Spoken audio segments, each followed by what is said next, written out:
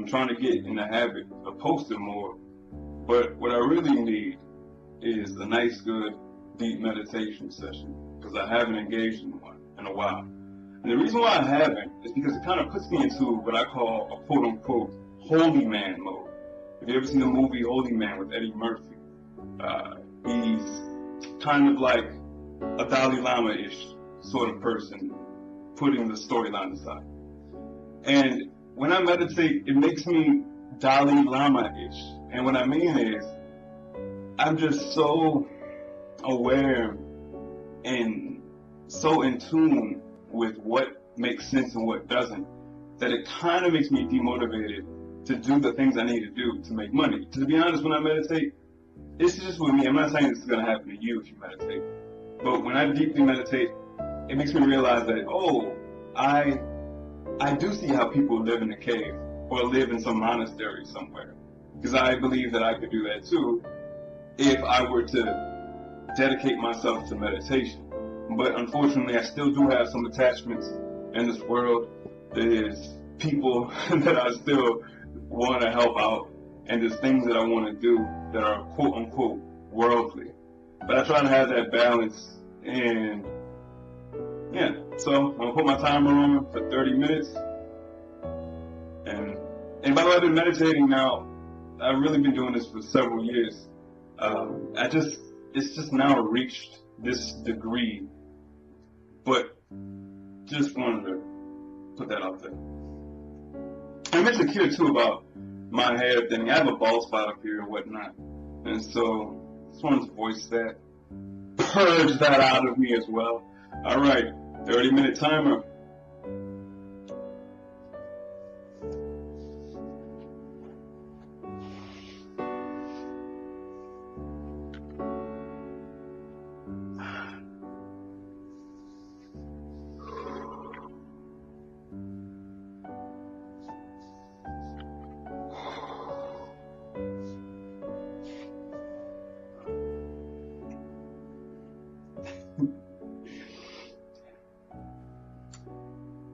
So,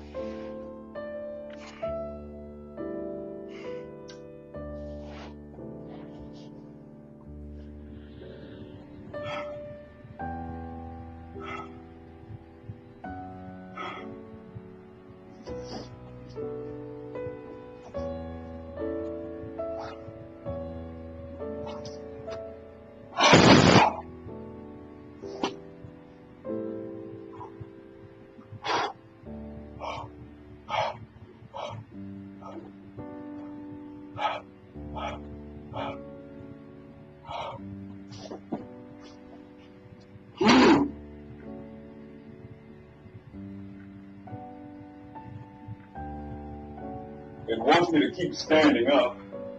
I wanted to sit down, but it wants me to do this. And by it, I do not mean some kind of entity that I'm aware of.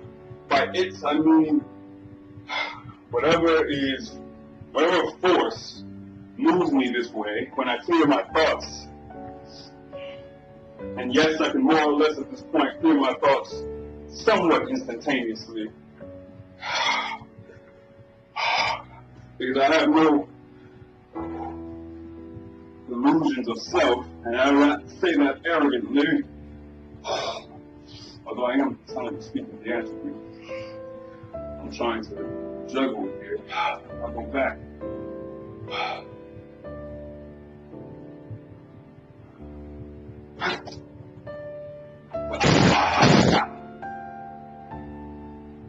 That sharp crack did actually not hurt. It felt really good, to be honest. And then when my head moved to the left like that, which didn't feel good that time when I just forced myself to do it, but it felt really good, like a lot of frustration and tension just released from this area right here.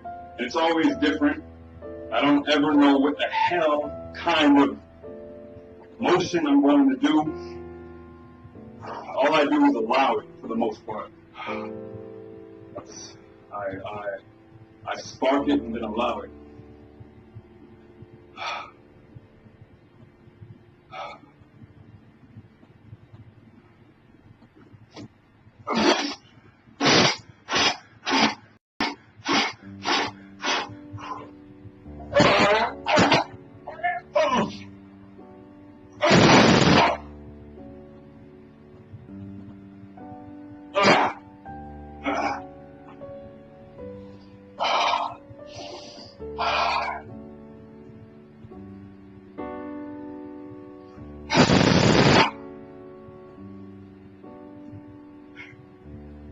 I really needed to get that out. Goodness fucking gracious. It's just, it doesn't, you don't get it out. You don't have waves. You don't have these outlets sometimes. I mean, what can substitute a good yell? What can substitute a good abdominal, guttural yell? Gotta get it out of you, man. That's the primitive speaking right there. I can be sophisticated all I want, but still things in me that build up whether I like it or not.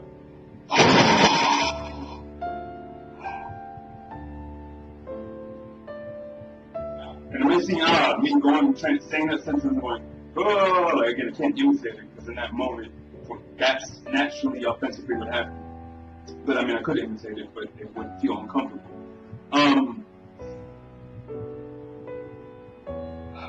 I've become adept, and again, I say this without arrogance. I've just been doing this for so damn long, and I've had this luxury of living like a hermit to really be able to sharpen this.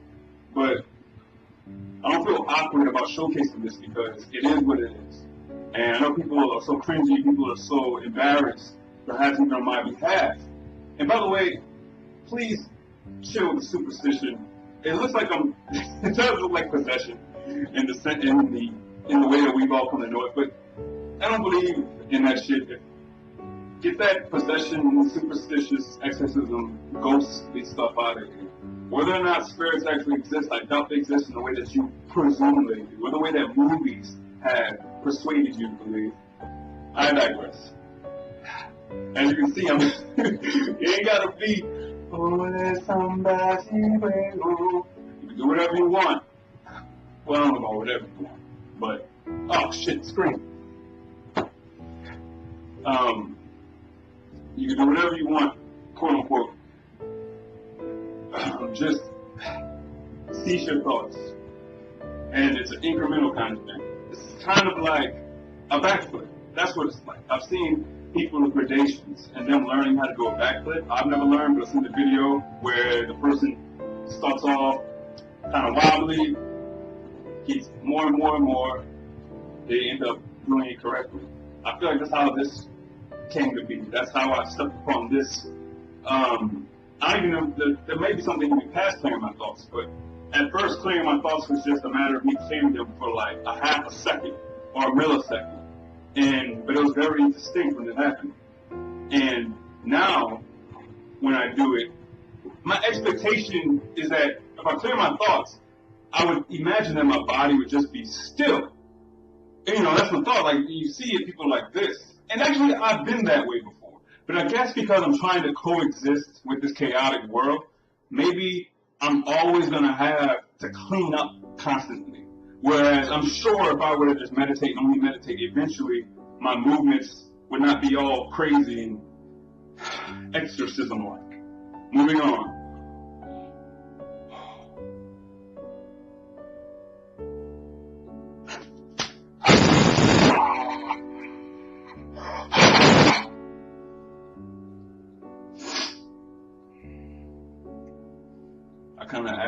I kind of pushed just a little bit extra with that last but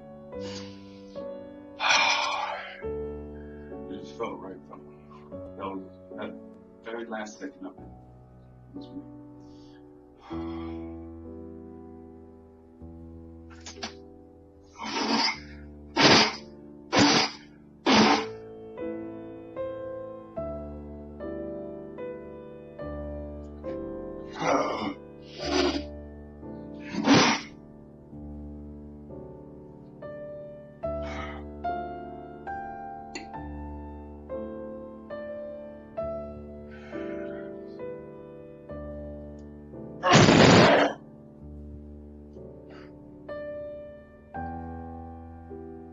Also, I wonder if sometimes the urges, the ones that come deep right here, are from, I think I'm self-diagnosing here. I think I had a hiatal hernia several years ago. And that's when, if I'm not mistaken, it's when the esophagus is going through the stomach's hiatal opening. I forget exactly what it is. I know it's something along those lines. But what I'm saying is that I wonder if something's being pulled to correct it, because I won't go into it. I won't elaborate. Never mind. Don't worry about it. Talking too much. Talking too fucking much.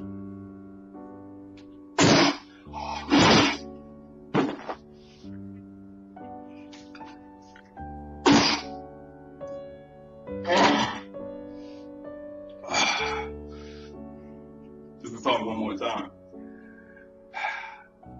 It was funny. So the force was, this force again, I'm not saying something spooky. It's the same fucking force that probably, you know, that makes you, let's say that makes you hungry or makes, I don't know what to compare it to. I don't know, that makes you run if you need to run or something. It's actually very unique and very odd. I can't deny that. But just now,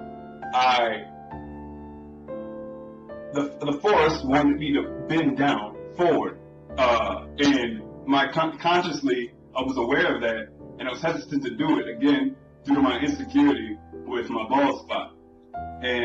But I had to.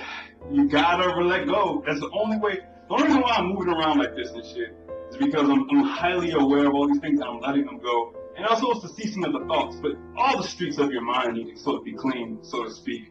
There just needs to be a great amount of honesty about why you feel the way you feel, and even just then when I knew that my hesitation to move, to allow myself to be pushed forward was due to this insecurity. That's something that comes with just keep being honest with yourself and keep paying attention to. Honesty really is the key, man. If you just question yourself and interrogate yourself like the world's greatest detective, you're the greatest detective unto yourself. It's really helpful. It gets you out of a lot of I guess therapy sessions that would otherwise be. It's not that therapy's not good, but you can save some money. I feel like I would never need. I feel like I will never need to ever see. I could be wrong, but with this, it's so chiropractic. I can always fix my if I got a little knot or some tightness, and with the internal conversation, I always kind of can fix the knots that are inside. And I just want to say this is a feeling right here. I can always fix the knots that are inside, so I don't feel like I'll ever need to go to a therapist, because not to put them out of business, but if you're honest with yourself, have those conversations with yourself. But I guess, we all have our talents and our gifts, or not even talents and gifts. I hate saying that shit.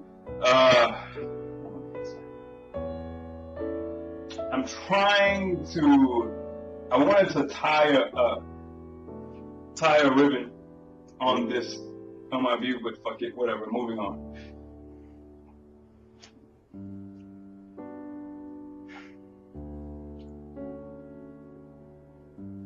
Tie a bow, tie a ribbon.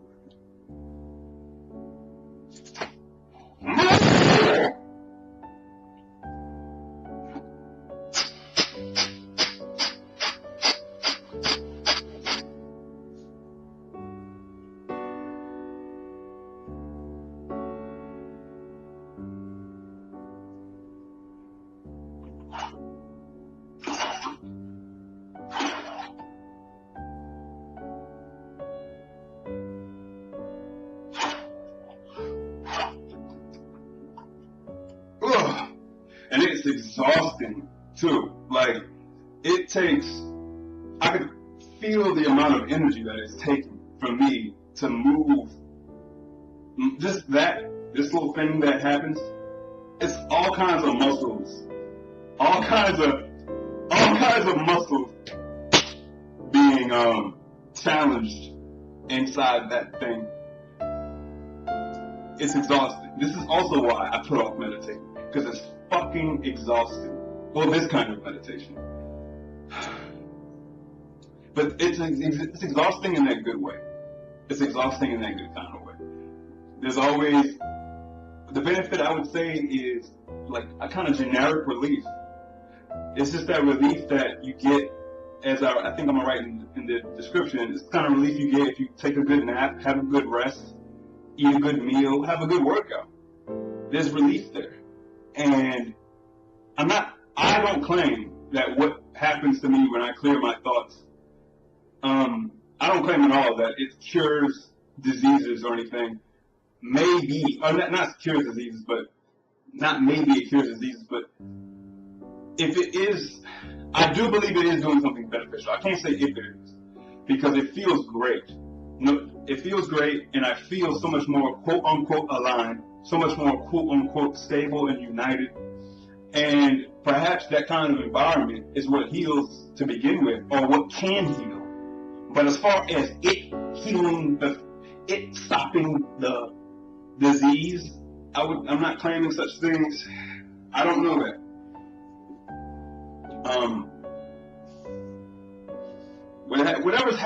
Whatever is happening to me when I stop my thoughts, I've really been scrutinizing it and being open to it being pathological. But it's just because it feels so good, and because my movement is so much more fluid afterwards, as if I just did a great yoga session. I can't call it that. I don't presume it's pathological. I wonder if I should continue. How long has it been? 19 minutes? 19 minutes? Because right now, nothing hurts. Nothing hurts, but it's like being tired. Like, it's kind of fatigued a bit. It's just like, okay. Let's see. Let me do a little bit. Let me dive in right quick.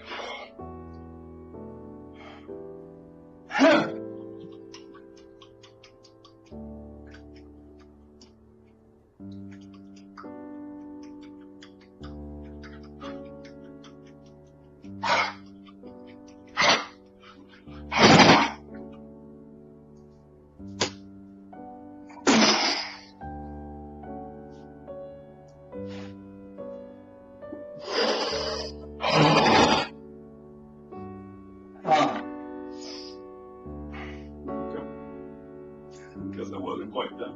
Actually, you know what? It's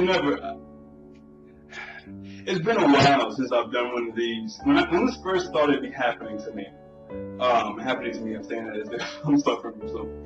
Maybe I am. But when I first kind of reached this degree of this level of intensity of the meditation, how can you call it? Because it's something unique in and of itself. It's a singular event. It's like the singularity.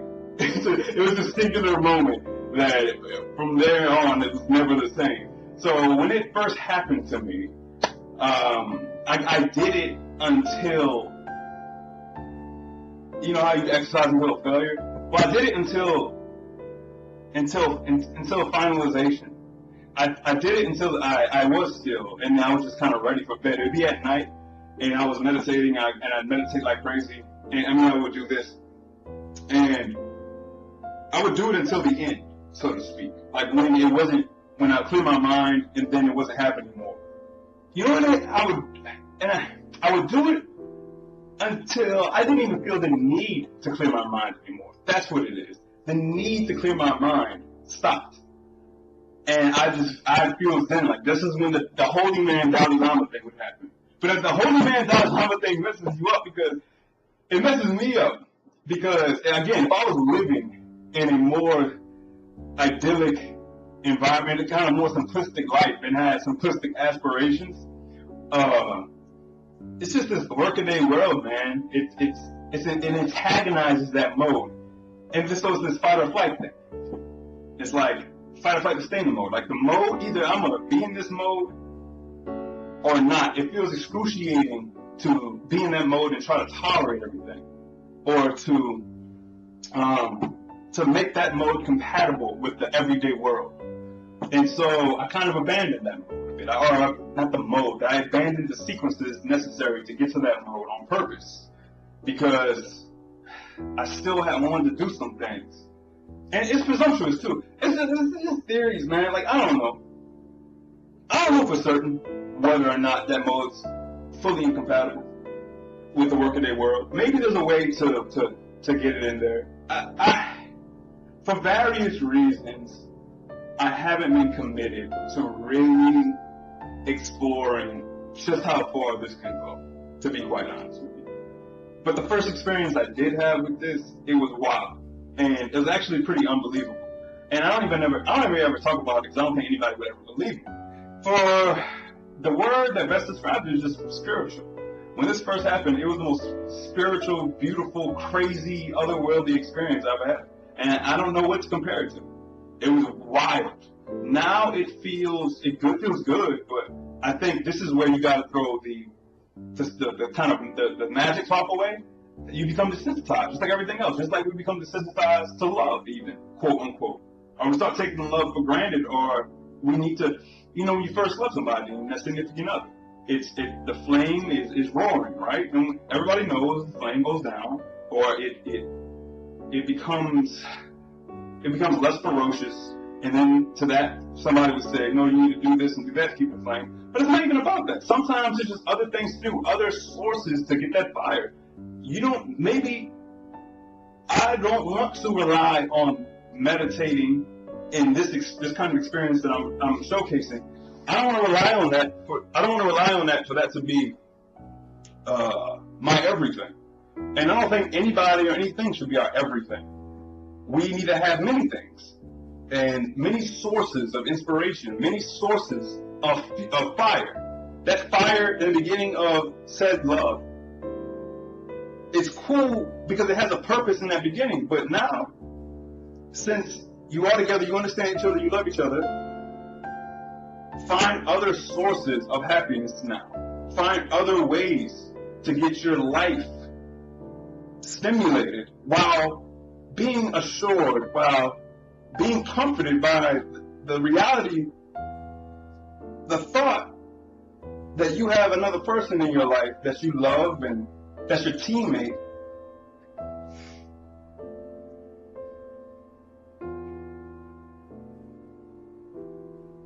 What is he talking about? 20 minutes. Alright. I've talked myself out of it now. I'm a little bit too revved up. Feels good. Feels great. I needed that for real. And, it was kind of, you could say, I wouldn't say it was half-hearted, but you know, I'm talking to you. Not that you asked me to talk to you. But a lot of motherfuckers be having so many presumptions, and just, some of y'all are so fucking stupid. I'm not, like, not stupid intelligence-wise. Like, I'm not saying, like, you're probably smarter than me, like, IQ test, wise. But I'm just saying, the superstition and the feelings that people, the lack of open-mindedness.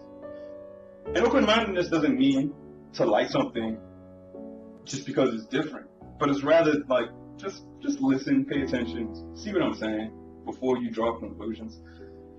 All right, I'm out.